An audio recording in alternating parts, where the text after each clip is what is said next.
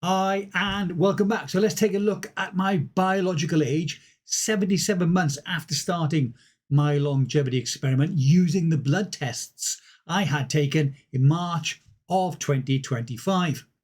Let's firstly quickly look at what supplements I was taking when I had this blood test done, and one of them has changed significantly. NMN 1.5 grams per day, nicotinamide mononucleotide. Trimethylglycine, TMG, 1.5 grams per day. Trans resveratrol, 1 gram a day on the Tuesday, Thursday, and Saturday, and that's the days that I don't do weight training in the gym. Metformin, 1,000 milligrams, 2 500 milligram capsules. I take those just before my main meal of the day, which is somewhere between 12 and 2. That's the slow release version of that. Vitamin D3, 5,000 international units per day, 10,000 on a Monday and a Wednesday. Vitamin K2, 120 micrograms of the MK7 version. Magnesium, 250 milligrams of the L-threonate version. High molecular weight hyaluronic acid, 400 milligrams per day. Fisetin, 2.4 grams a day, only on the 1st, 2nd, and 3rd of each month. Quercetin, again, 2.4 grams per day on the 1st, 2nd, and 3rd of each month. And if you want to know why I've got periodic dosing and haven't got a daily maintenance dose, there's a link in the description below to a video that explains that in detail. Then we've got baby aspirin, 81 milligrams per day for that. SIRT6 activator, 800 milligrams a day. DIM, to keep my estradiol at the right levels, 600 milligrams a day. 300 in the morning when I take most of my supplements, somewhere between 6 and 6:30. And then the second dose of 300 milligrams is about 8 to 8:30 after I've had, or just before I'm going to hit the sack at about 9 o'clock. Then we've got Glynac, glycine, and NAC, and it's 800 milligrams of that. Creatine, 5 grams a day, and that's 3 months on, 1 month off. And I stopped taking it a month before my blood test because it has affected my creatinine levels. Omega-3, 800 milligrams of EPA and 600 milligrams of DHA, and that's every single day. And again, I take that before my main meal because it helps with bioavailability. And berberine, I used to take 1 gram a day, but for this blood test, for the months leading up to this, I'm now on 500 milligrams a day. So that's it for the supplements I was taking when I had this blood test done. So this is the first website that I use to check my blood against my biological age. It's called longevityadvantage.com. This is the biological age calculator, and there's a link in the description below to this, so it'll take you straight to this page. You scroll all the way to the bottom, and you can see here that it wants to get off you 10 different elements. One of those is your age, so that's not too difficult. You fill all those in, you press enter. It then says, so you click on, the next step. It then wants to know your name and your email address, and within about 2 minutes, they will email your biological age. So the last time I used this was in March of 2025. You can see here, my chronological age was 61. It was 61 and 3 months.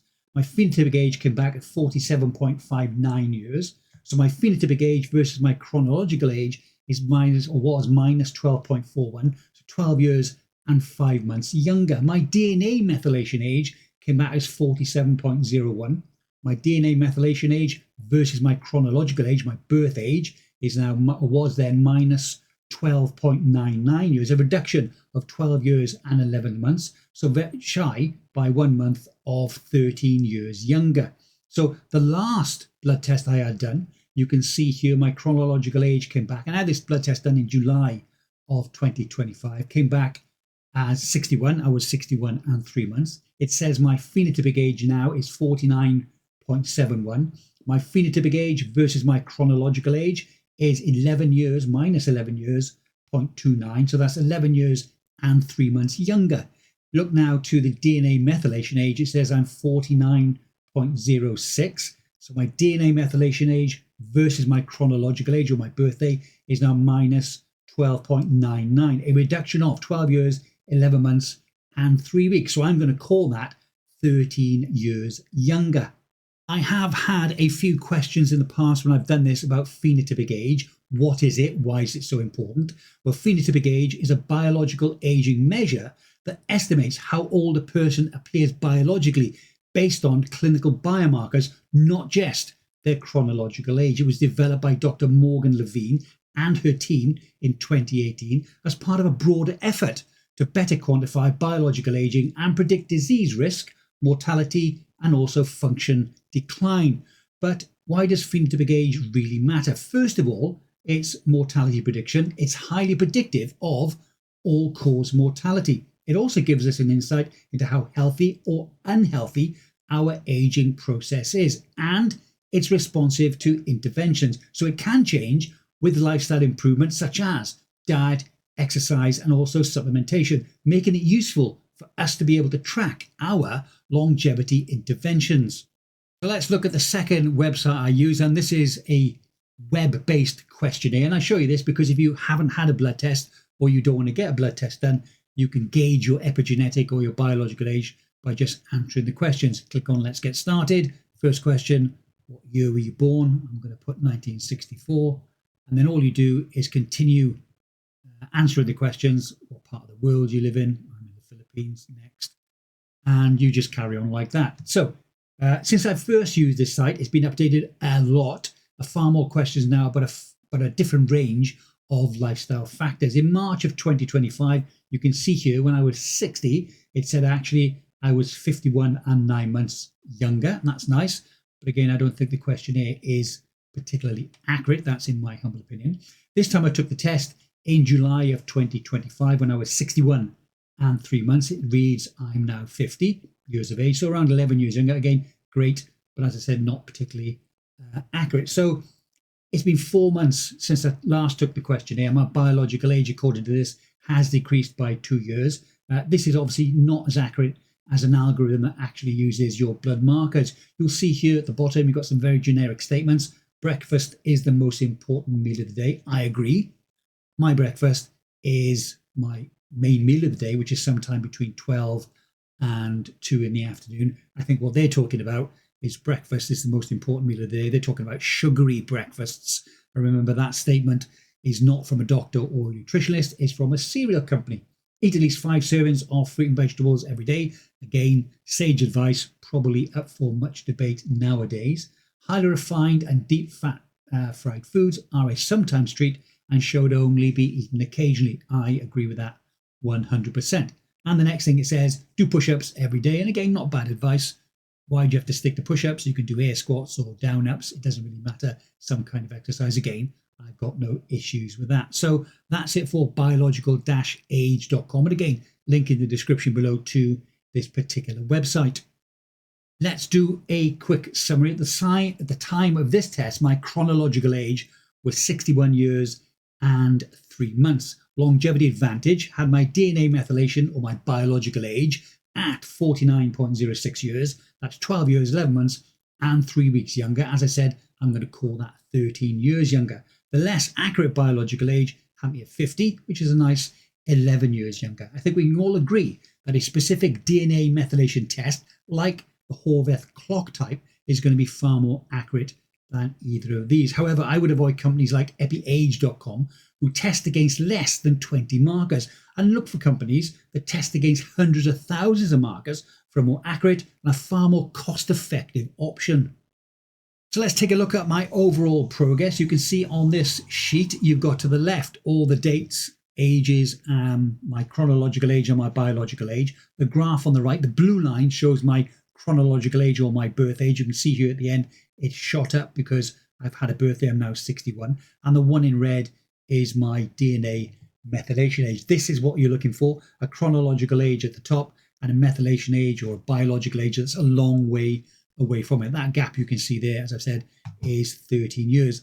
I've done this graph as well. This is not what you're looking for. You can see here that the biological age is older than the chronological age. This example, the guy or the girl is somewhere around 60 or 61 years of age, but actually their biological age is probably 75 to 78. That's not what you're looking for. As I said, this is the kind of graph that you're looking for. Now, if you want to get a DNA methylation age test, an accurate one, take a look at Pro Health Longevity. There's a link in the description below. It's an affiliate link. And if you do choose to buy the test from them, please feel free to use my code my NMN at checkout, and you're going to get 15% off.